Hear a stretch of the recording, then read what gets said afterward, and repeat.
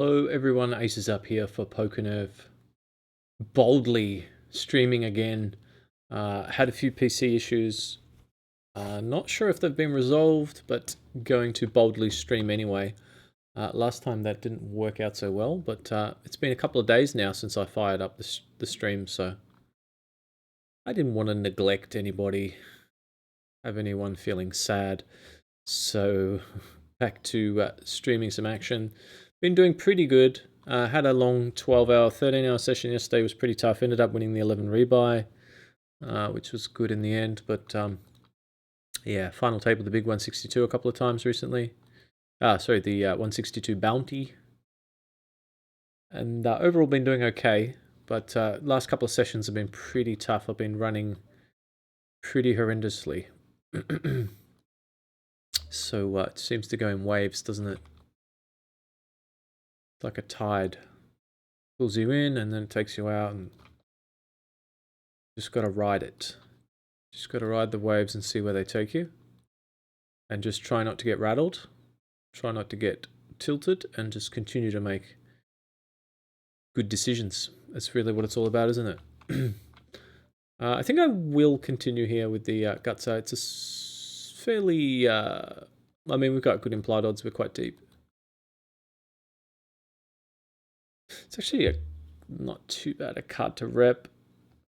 I could have even have considered donk leading it, but I think on this particular board, especially three-handed, it's probably not the best idea. Check raising is not too bad, but we kind of block a lot of the hands that we hope our opponent have, which is, you know, a lot of queen 10, 10 jack with the same idea that we had and sort of floated. I think if he's got a king, I don't think we'll be able to get him off of it. He could have a 9, I guess. Sometimes he might have ace-9 or 9-10 and that sort of thing. I think I'm just going to fold, but I wouldn't hate a check raise there. I think it's pretty aggressive, but I do think because he's a reg, we probably could get him off a king by the river, but not on that card. And he's gone for the overbet here, so it actually looks like he has a 9, and he's just trying to get a king to call. You're in a pretty tough spot here if you've got a king. It's this kind of thing though where your opponent, oh my god, he's cool with a 5. Never mind a king. So he did have the ace-9, and I don't have any idea at all how that guy called, because I was going to say I wouldn't be calling with a king, you know. But what I was going to say, it's the kind of thing where your opponent knows, like if I'm against that guy, he knows that I probably don't have a 9 once I bet flop check turn, check river. He probably suspects most of the time I don't have a 9. So if he shoves on me, he can actually fold out. I'm probably going to fold a king to him there. Well, I would, especially with that bet size. I think it looks like a 9 a lot of the time. But there is a little bit of metagame involved there, where he kind of knows that we don't have a 9, but we know that he knows that, which makes it a little bit more tempting to hero. But I mean, essentially, we're only heroing for a split, aren't we? I don't think he's ever doing that with just like, you know, misgutzes. So it's a pretty easy fold, I think, if you've got a king. I actually folded in a similar spot yesterday, where those trips came, quads came, and the guy just massively overshoved. Certainly don't have any problem making some big laydowns like that. Not that it's that big, I guess. Seems pretty standard. I can't believe you had 4-5 though. That wasn't standard. Well, actually, I guess it was standard. These fishy DayWalkers. The fishy DayWalkers.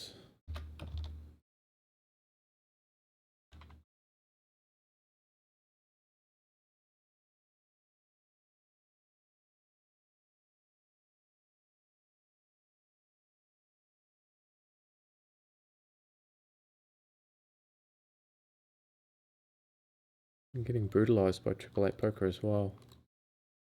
Brutalized.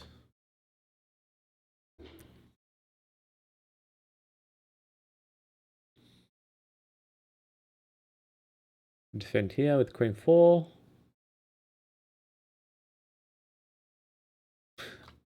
I think I will raise this flop if he leads. Once he checks, it's a little bit trickier, but I think I'll bet. I would have actually, I preferred he would have led, to be honest.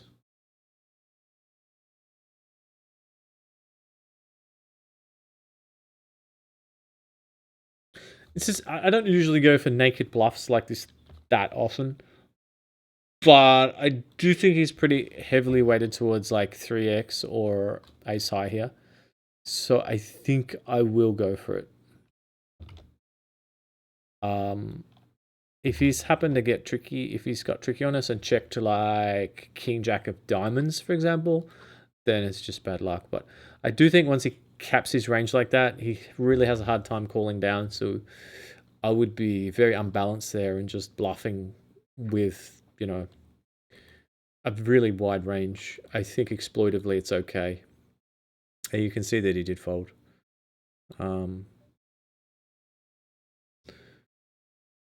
I guess once in a while he'll have like king 10, ace 10 with a diamond that check calls flop.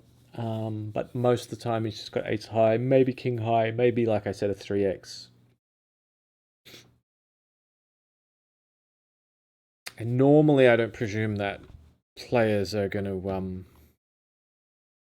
to be creative in that spot and get too tricky with you know, checking stronger hands to balance their range or to induce bluffs. Or normally they're playing pretty straightforwardly, which allows us to play like we did and just exploit. I guess I'll raise a king jack. We're about m8 and a half. It's a little bit hard for players to 3-bet us without committing. I was just yawning away here. This is kind of interesting spot here. We've got 2 pair top right. I think I will check the king 2. Wow, interesting card. I think if we get led into now like this, I'm actually probably going to raise now. This is one of those spots where, well, now it gets overcalled as well. Yeah, I think I will go for it anyway. I mean, only because we've got the blocker. We have the blocker, the king. This is one of those bluffs where it could be, I mean, if your opponent just doesn't fold, you know, ace-x ever, it's probably not that good. But if you're against guys that are actually at least thinking at some level, then probably okay. Just trying to think what to do with the straight here. Played this hand a little bit messy, but it's worked out for us. I don't think he has a flush that often, so I guess he's going to have a lot of just like ace of diamonds or just crap. It's just betting, stabbing turn. If we're unlucky, he's like got king queen and he's hit the queen or something, I guess, and we could have got some value, I dare say. He had 6s with a diamond, so I should have bet flop, I guess, and I was going to check call, maybe check raise. And then the turn was, I mean, we had so many, it seemed like we had so many outs. And we did. But at the same time, we almost let him get to showdown with just like with an ace high, which would have been a bit poor on our behalf. I think let's just go 3x's here.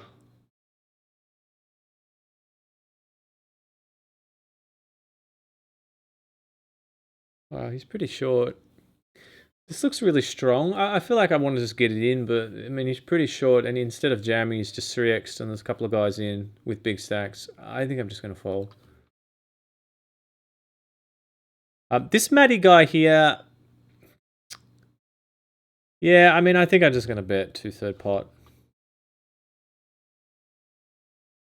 It's probably a little bit larger than I normally go, but I mean, these guys are going to be pretty inelastic here and call with an ace, but especially this Matty's guy, if he's got an ace for a 9, like, we're just going to get a ton of value from him. I probably could have gone even bigger, you know. I probably could have just bet pot. I'll pot it now. I mean, if he's got an ace, he's probably just might even go over pot here. Actually. Oh no, just pot it. I mean, if he's got an ace, he's just not folding. And if he's got 4-5, I'll just cry. Cry a river.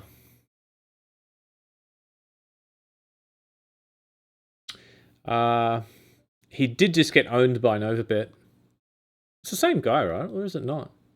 I don't know. I've got him marked as a massive fish, so I just presumed it was the same guy. I think... what do you call it, jam? I think I will just jam it. It's a little bit greedy, but, you know, if he's got like an ace 5, he might call. They call. Ace 5. So funny. But I mean, our play there is not too bad because the thing about that hand is we didn't block. You know, we didn't block anything. We didn't block any aces, which is why, you know, we can go pretty hard like that. It's bottom set in that situation is ideal. It's one of the hands that you want to bet pretty big with. I mean, in that, I won't really talk about the merits of betting big with some of those value, with some of those smaller hands. Well, the strong hands that are don't block anything. And balancing that with bluffs, because in that sort of spot, and often in MTTs, you know, and what we've just seen is that, well, we haven't needed to, I mean, we just got, I mean, I wouldn't bluff in that spot, put it that way. You know, it looks like he's got an ace. He's probably never folding, and that's just a spot where it's just a time to only think about value. And we got the max, you know, we got the full double, so that we did our job there. We don't need to think about bluffing in that spot. I feel like this guy's just got like queens or a jack or something.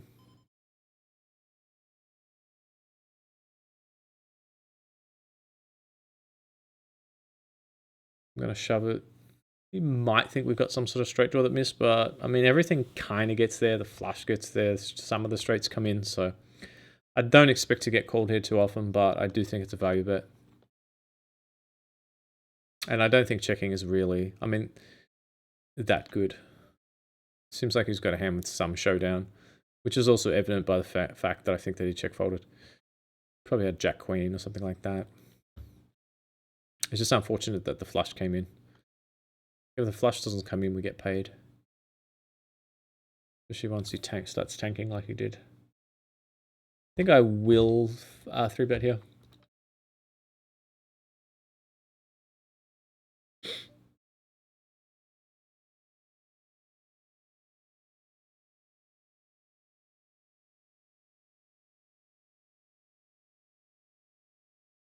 Once it goes call and we get the 10 high board, I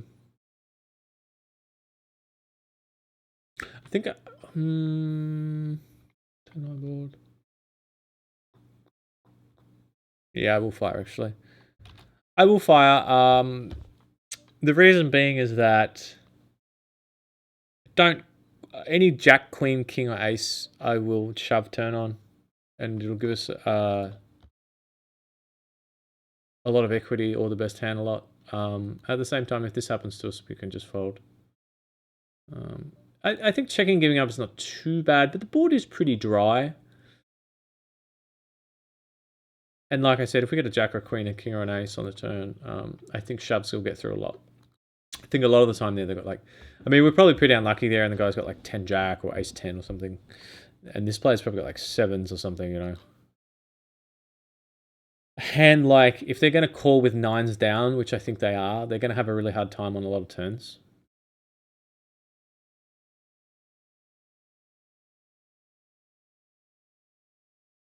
It's kind of annoying, that spot, and that's why, you know, you don't always have to 3-bet in that spot, because you got to remember you're against fish that just don't fold to 3-bets. So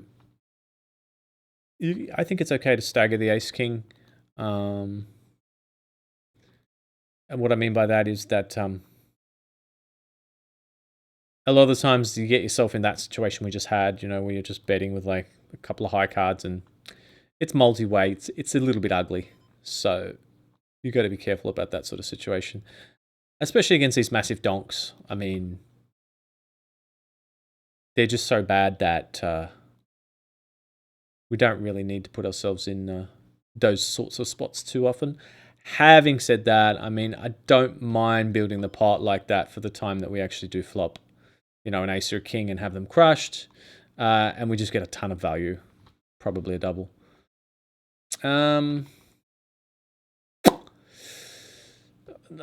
This is a pretty annoying spot, isn't it, that we got ourselves into here?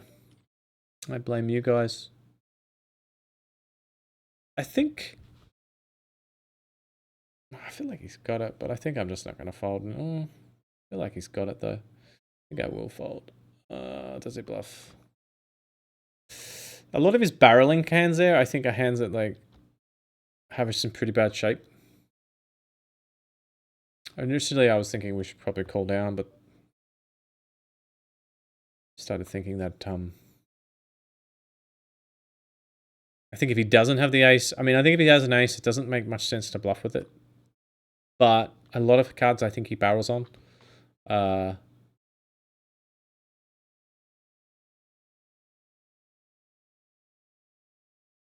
on, nines. Good shape. Good shape. Oh my god.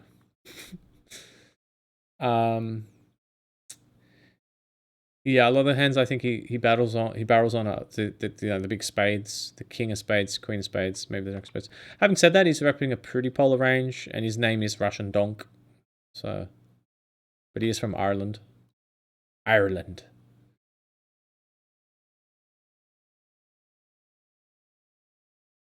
$22 knockout, knocked out a few people, cashed, so that wasn't too bad, that tournament, I guess. And the stream appears to be working, so that's good. Running pretty good with the stream. Not running, we just win that flip with nines against ace kings, so we could be running worse on the poker as well. Oh, happy days. Oh, happy days. I think I'm just going to call with the threes. Seems pretty standard. We've got a guy who's looks like he's isolating a reg, who looks like he's just isolating a Brazilian fish. And we can call 3-bets like this, which is good. As long as it doesn't get 4-bet, because then it's going to be getting a little bit ugly.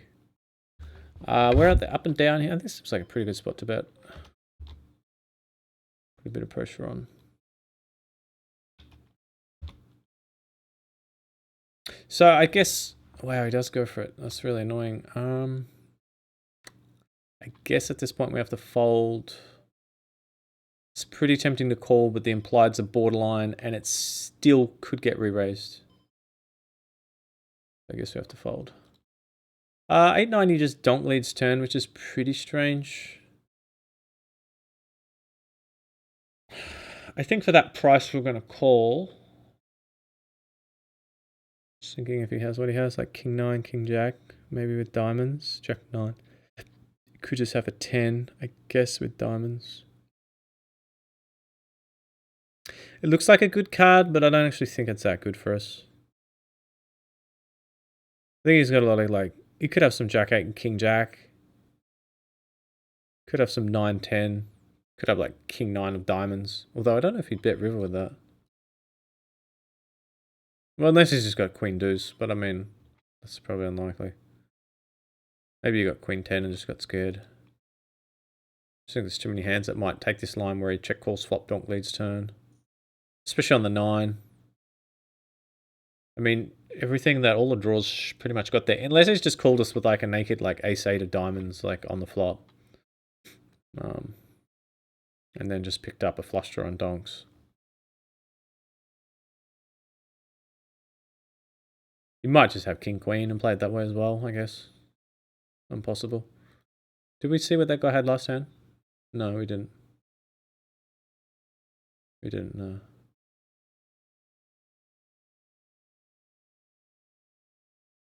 I think we can call with the 4-8 suited here against the limp UTG. And I think we can make a call here with the ace 8 suited. It's only 275 to call. It looks like it's going to be 4-way. We have the aces. The big tamale.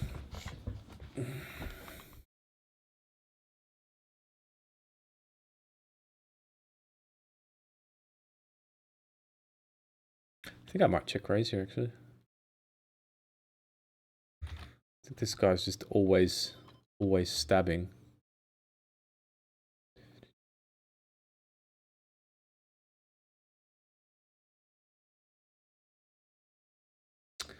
I guess I'm going to call this 3-bet.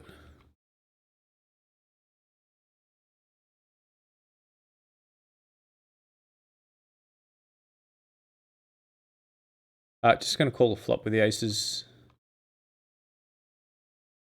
He's probably going to put us on when we call here. He will put us on, I think, a lot of like 9s and 10s and stuff. So I do think he might barrel sometimes.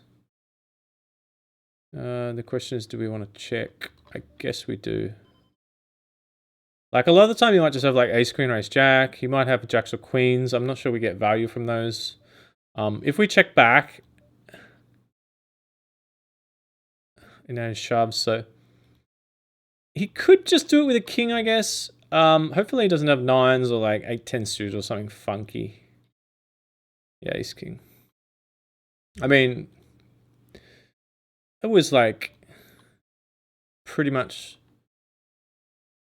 the hardest way to go about getting all of his chips when they were all going in the middle.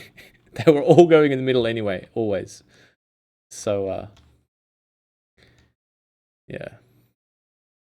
We could have just shoved pre and he was calling. We just decided to try and do it the fancy way and just call. But I do think it's not a bad play because reg 3-betting from small blind there. When we 4-bet pre-flop, it does look pretty nutty, especially at that stack depth. It's very hard to get a 4-bet out that looks like it's got a bluff range included in it because it would just be too much of his stack. So if we take a look at it here, at this point, I mean, what are we going to make it?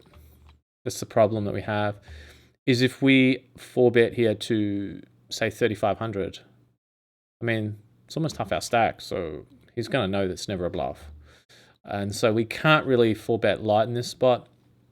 He knows that because he's a reg. I've got him marked in green, which is my red color. So I think the best play is just a flat. He could still have ace 9. You could have king 10. You could have, obviously, big hands like queens and stuff. So,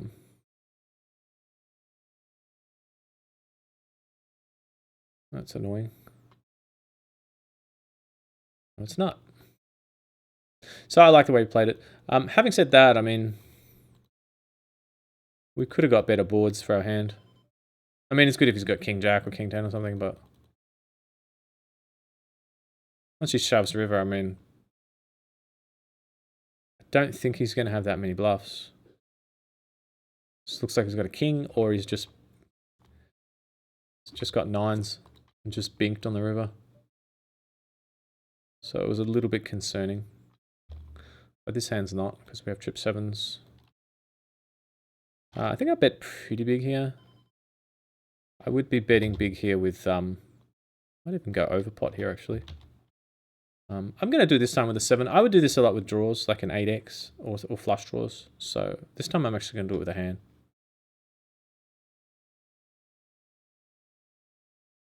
Just so in that spot when I'm over betting turns, I'm not super unbalanced.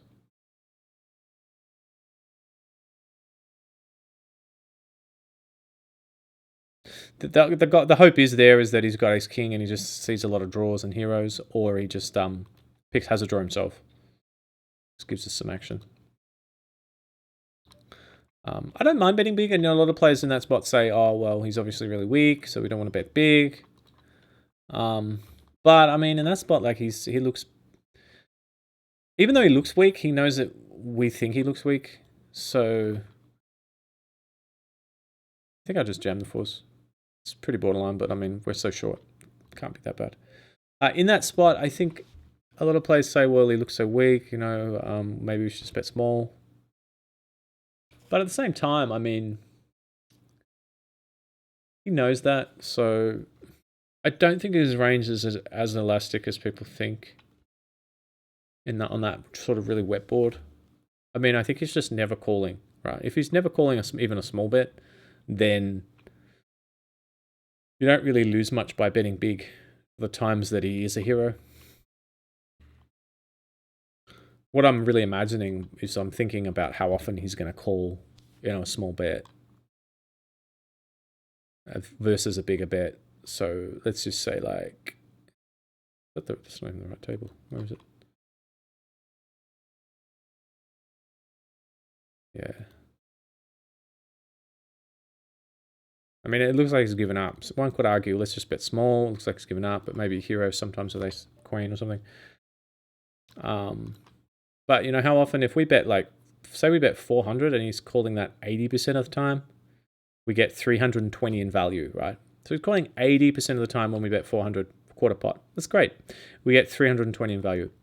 But when you think about it, that means that if he's calling 80% of the time when we bet 400, how often is he calling the overbet? Right? Maybe he's only calling it 25% of the time. Well, that's actually still going to work out to be, what's that? 450. So if he's calling this 25% of the time, it's actually better. If he's only calling it 20% of the time, it's going to be better. 20% of the time is going to be around 350. So if he's calling this bet 20% of the time, we're netting 350 in the long term. And if he calls the 400, 80% of the time, we're netting 320. So if he's calling the small bet 80%, but this time only 20%, it's still better to go for the big bet long term. It's going to work out. It's going to give you more value. Having said that, one could make an argument about what happens after, that he calls the small bet 20%. He calls the big bet 20%.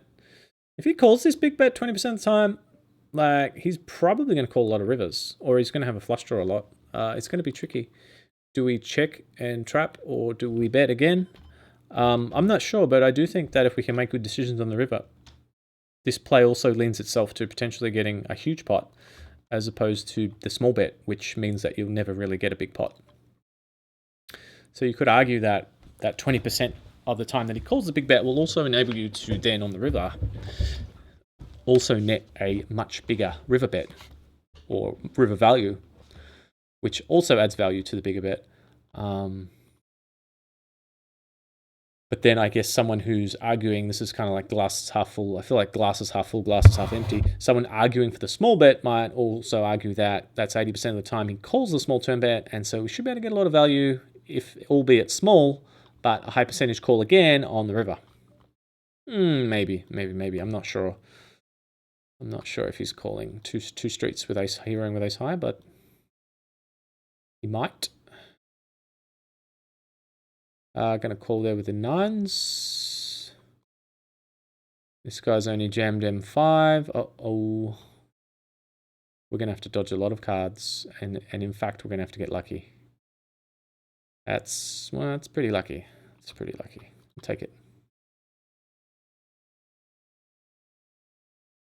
Small pot, but small stack, but got a little bit lucky there. And we've popped back up. This is pretty close here. Do we cover him? We do cover this guy. I'm going to play this one pretty aggressively. And go for the 3-bet call off. I don't love it because we're in 15, but we do get a bounty as reward.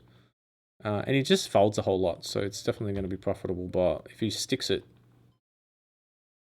it's going to be like 12, 18. It's going to be a lot of ace king, ace queen, ace jack, maybe ace 10 or king queen sometimes. So we're going to have to hold. But it will also sometimes be 8s and 9s, which is obviously bad. I guess once in a while, though, you could have 4s and 5s too. I don't think it's a great situation if he sticks it, but I think with the bounty on top, it's definitely okay to take that line.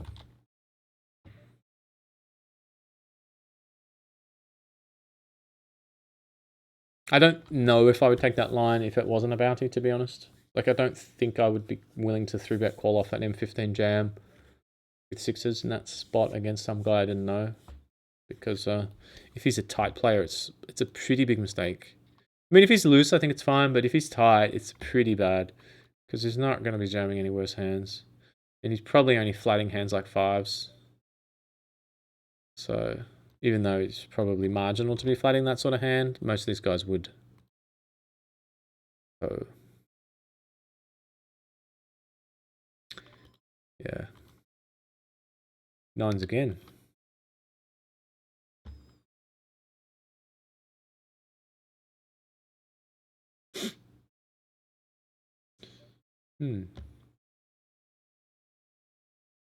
Probably should see bet there again, actually. 2 overs, backdoor flush, backdoor straight. Thinking about check raising, but the pot got kind of bloated. You guys know I love to check raise as much as possible.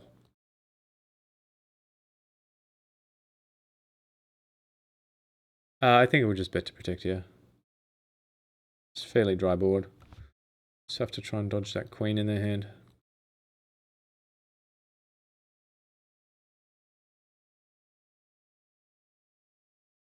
This guy's big blind, so he could have some 4x, he could have 5-6, he could sometimes have spades, but I don't think so. Doesn't feel like he has spades once you just like snap checks turn. It's like he's got like queen 8.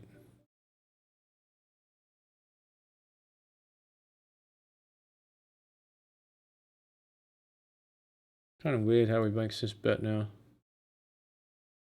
I guess 2-5 gets there, 5-6 gets there. I do think sometimes he's got just 4-5 and he's just trying to fold us off a hand like we have. Wow, it's pretty close, isn't it? Would like to have had a little bit more time on the old time bank. I mean, he's ripping. I said I didn't feel like he had a flush once he snap checks turn, but then all of a sudden he leads big on the ace on the river. So doesn't make a lot of sense unless he actually has the flush or he has ace 3, ace 4, 5-6, or 2-5. I think he does call with 2-5 suited. I think that is in his range. I think he would call with that. I don't know if he'd call with 2-5 off. He might. That'd be pretty loose. But 5-6 definitely. I guess once in a while he's got like 4-7. I guess it's not impossible he's got ace queen, but I'd be kind of surprised. I think he would squeeze that pre. I guess he could maybe have ace 5, but I'm not sure he would c bet that. I mean, value bet that on the river. I think he might check and just bluff induce, or just bluff catch, and because it's hard for us to call down with too much worse, especially if we're folding nines.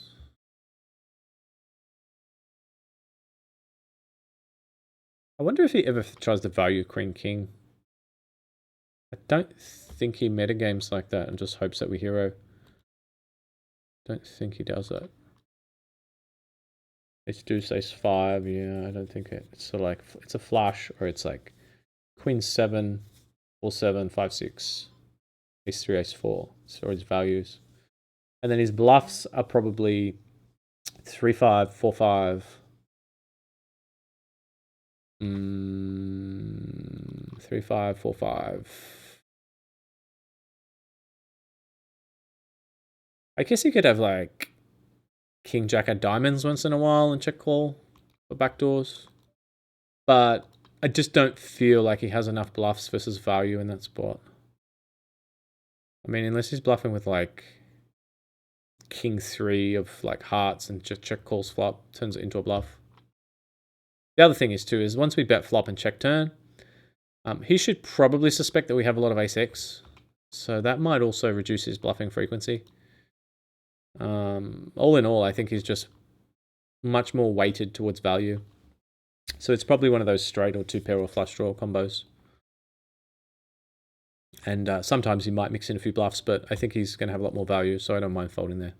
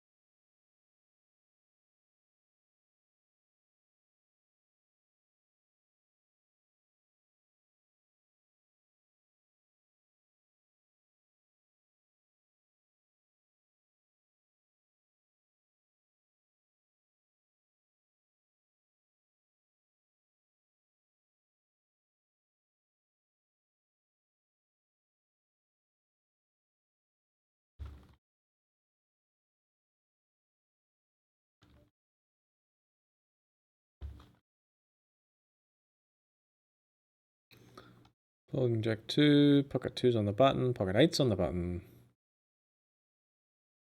King 9 in the big blind, hot 1650. We'll be calling that jam. It's only an M3 jam. And I think the best way to go about this is to just shove ISO. I think just calling with the 2s is quite nice here. Wow, I mean, that's a massive... I was hoping that he would not 3-bet such a ridiculous size.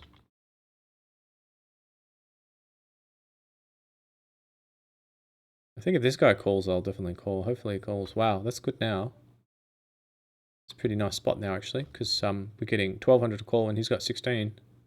There's already 5 in there, so 20,000 total. And 12 to call is like, what's that, like 17 to 1 or something? 16 to 1. Plus you could increase that because you've got these guys here as well, albeit shorter. So I really like that spot. If he had folded, it would have changed everything. Wow, I wanted to check raise this, but basically means putting this guy all in. So I'll just fold. And now I fold here. Unfortunately, we didn't spike a 2.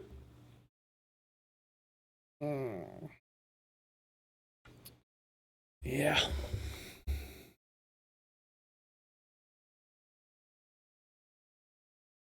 Yeah, if that guy had folded the big GK, I probably would have folded. Because these guys weren't that deep. A little bit too shallow to speculate there with the 2s. Yes, we're going to flop a 2, but it's about 7.5 to 1, but you got to keep in mind that just because you spike a 2 doesn't mean, you know, when you do flop a 2, you don't necessarily get all the money. Sometimes they give up, they check, and sometimes they beat you. They flop bigger sets, hit flushes, straights. They flop a pair, and you know how they do it? They get runner. So you're really looking for about 15 to 1 in that spot.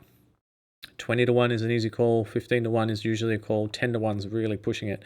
I will sometimes call close to 10 to 1 though, if I think that my opponent just purely has, you know, like a monster and is the sort of player that will stack off without thinking twice, even if he's got like ace king on like a 10 high board. I will sometimes potentially get down closer to 10 to 1, especially depending on my stack utility. You know, if it doesn't affect my stack utility at all, but having the extra, you know, M10 will give me a big advantage in the tournament, I might sometimes even go down as far as getting 10 to 1. There's a huge 3-bet. This guy's been pretty tight. I've got him noted that he doesn't bluff. So you could try to make like a hero read here and say this is ace king, but I'm not going to do that. It seems a bit risky. But you could try and say it's such a huge 3-bet. 5-6 has got pretty good equity against like ace king there, and we'll just call and try and be a hero. But I think against his range, just looking at it as a range, he can still have 10s, jacks. Maybe he just makes that size with even kings. Just makes big raises. Wouldn't be that unusual. Sometimes we see it. Big opens or big 3-bets, and you think, well, it's not aces, but actually it is. Happened to me yesterday. Guy 6x opened with, I think it was aces. It might have been kings. I was like, why would you 6x open with aces? Like, do you want action? Do you want any action? You're just trying to win the blinds with aces. You wait 220 hands to get your aces. And then you just, you know, make a ridiculous open size and everyone folds.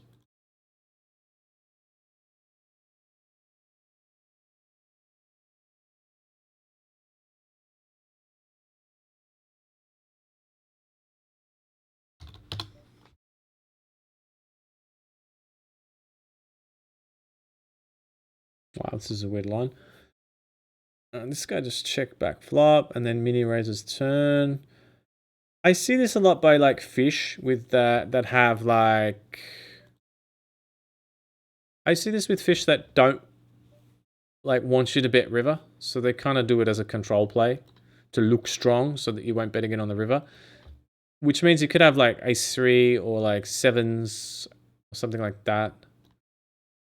Maybe he's got ace king. I think I'm just gonna check. And probably not fold. Wow, he's gone overbet, which is pretty sick. I think he's got pocket threes. But I think we're too strong to fold to this kind of fishy line. Wow, I kind of really want to fold though. Just because I don't think fish do this as a bluff very often. But I just think we're a little bit too strong. Yeah, top set. I was like, has he really got the top set? I'm definitely going to lead now, I think, on this board. It's just getting a little bit too hairy. I think he's got like any overpair he still shoves. If he's hit the 8 and he's got like 8-10 or ace-8, he's probably going to shove. If he's got a 10, he's going to call. He might even sometimes call with like ace-jack. Just think our line of like check, call, flop, donk, lead, turn smells a bit fishy. Part of the reason why I lead the turn there is not just because the board's developing to be such that, not just that it's getting kind of bad for us, but also in terms of getting value. I mean, there's a lot of cards on the river that are going to complete straights and stuff.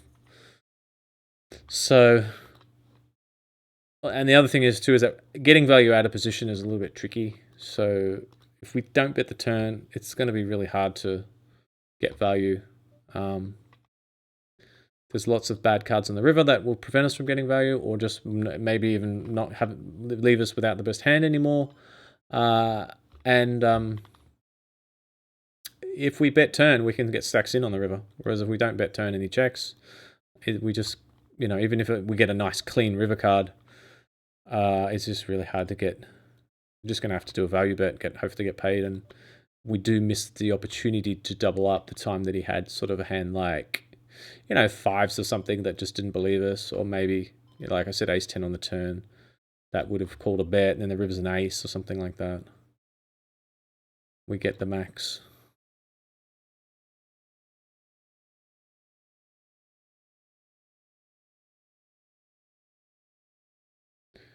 Just shove the queens. Perhaps a mistake. Probably could have 3-betted, actually. I think it may have worked better as a 3-bet, actually. I probably generally, that's a bit of a leak I have, is to just shove those big hands. I think if you're playing at a high level tournament, it's fine, but I think at the low stakes, you're much better off just small. And this is something I spoke about last session, I think. Just small 3-betting, because they don't detect it. They don't detect your range, whereas pros will say, I think in this spot against a 3-bet, Acesup has a very nutty range. Therefore, I'm going to fold my, going to fold my ace-jack, or I'm going to fold my 7s. Whereas if you shove, they might call those hands. It's kind of like it looks actually weaker to jam, I think, to a reg. It looks like it might be 7s, 8s, 9s, 10s. Ace-king, ace-queen, ace-jack, maybe king-queen suited sometimes. So that's what they're more inclined to think. Whereas when you 3-bet, kind of looks like you want a 3-bet small in that spot. It looks pretty nutty. So I think regs can sometimes make some pretty tight folds. Having said that, you could then ask the question, well, how about we try a little bit of metagame and do that with some of our bluff hands, like ace deuce or something. Yeah, I mean, you could do that, but I'm going to check raise here. I think it looks fishy enough that he might spaz out, and it just gives us protection from aces or kings or spades and so forth. He's got king, queen, just bad luck. Also, it just protects us the time we're check raising here with like bananas. Although again, I don't know how often I would have bananas here. Well, hopefully he's just got like 6s or 8s and he just doesn't believe us, or queen 10. He shouldn't have that many 7s. I mean, once in a while he'll have 7, 8, but I guess it's the same as him having king, queen. It's just bad luck. He might just think we have ace, king, or a flush draw when we take this line. Same hand.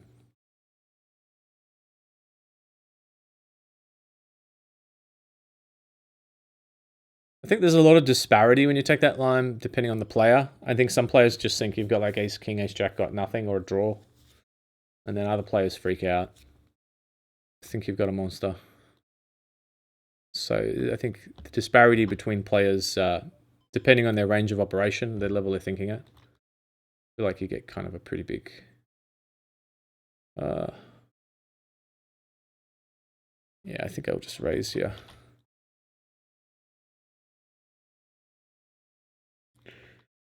The idea here is that this is a bounty builder, so I think if we call, it's a little bit too likely. I'm really surprised he folded. I think if we call, it's a little bit too likely to just be like a 4-way pot and we have kings. It's a little bit dicey, a little bit risky. Probably not necessary to take that much risk. I think we can small ISO. We're just going to get the guy. Sometimes we're still going to get loose callers saying, hey, he's just trying to ISO the short stack. He's greedy. He wants bounties. And some fish are still going to come along because they think they can get the short stacks all in. It's still not too expensive for fish to call and speculate with some bad hand, play some bands badly they shouldn't be playing. And at the same time, I thought the guy that opened UTG was committed, but apparently he wasn't because he raised folded and he only had like M4 or something, 4.5. He just raised folded UTG, so certainly a recreational player because I don't think any regs would fold off that stack size from UTG. So I think bottom left now, once we lead turn, any calls. I mean, I just don't. I mean, unless he's got like 6, 7 up and down with a pair on the turn and then turns into a bluff. I mean, I just don't think we can call here. I just think he has a heart too often. So I am going to fold, unfortunately.